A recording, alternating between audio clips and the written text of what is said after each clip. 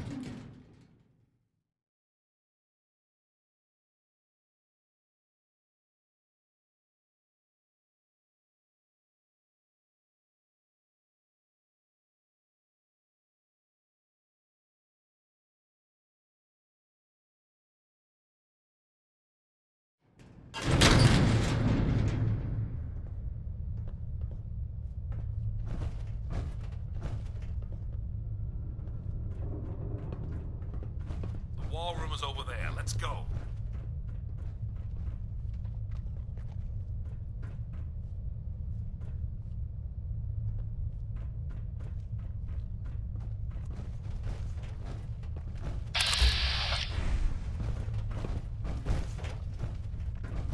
General Ward? How? I've seen your files, sir. You were supposed to be here 200 years ago.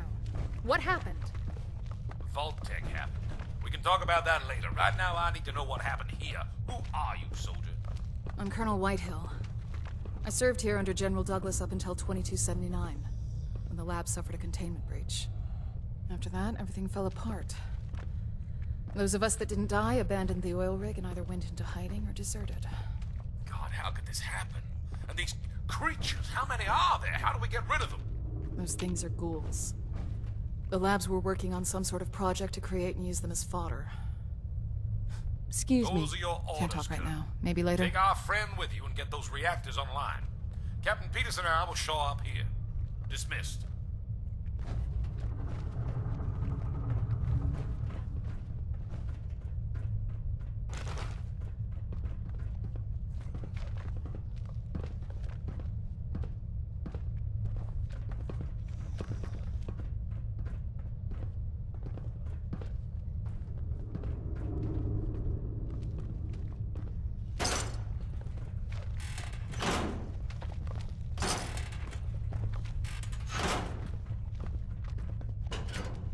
This won't be easy. There's a lot of ghouls roaming the oil rig. Are you ready? I'm ready. All right. First things first. Take this ID card. You're gonna need it. The oil rig's currently on lockdown. If we want to get to the reactors, we need to override it. To do that, you need to send an override command from the terminals of General Douglas, Dr. Richmond, and Senator Clark. Let's move out.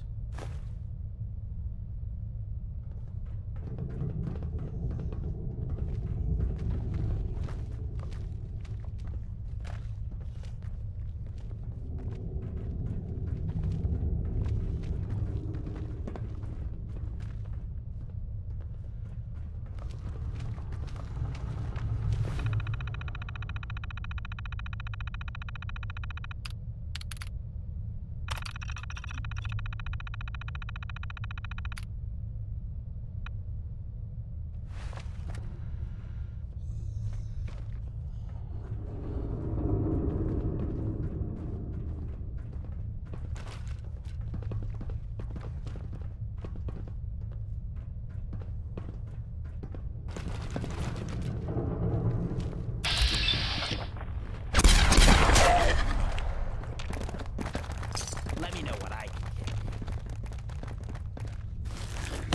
Damn it, I'm hit! Oh, there. Attack!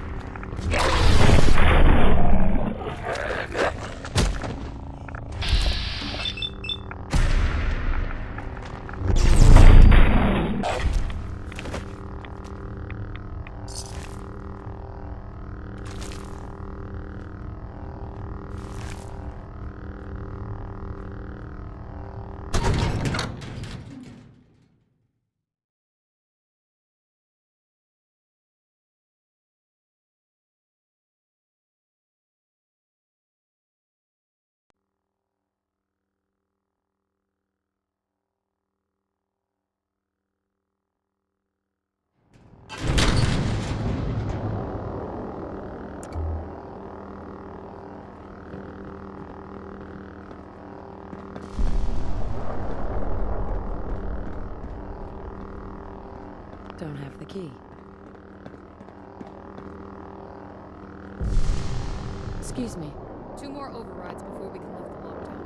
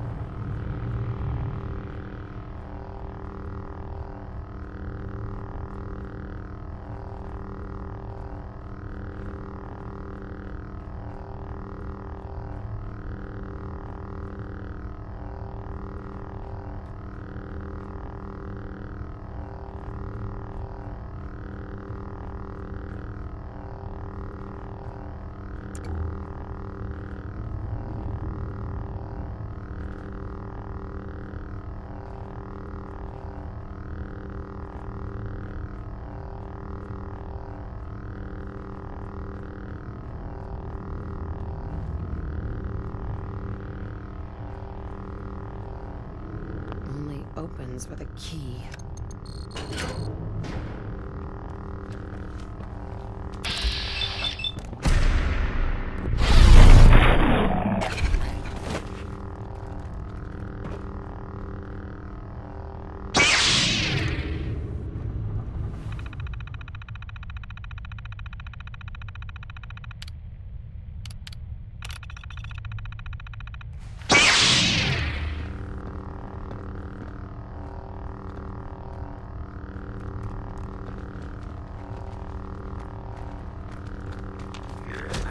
Should have stayed gone.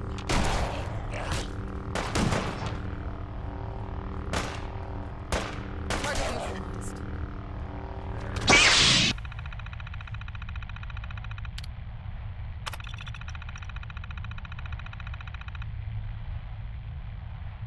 Target reacquired. Open fire. This is good. Cease fire.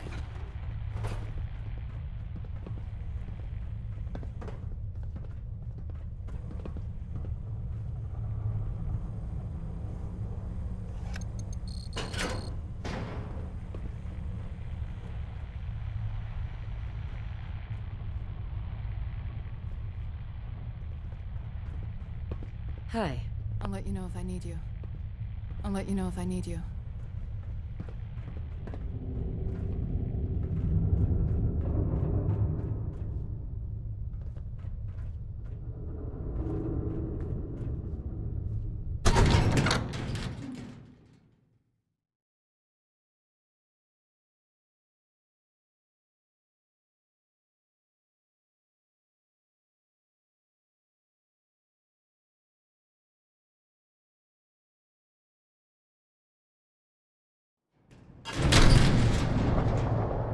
Hey, mind if we talk now?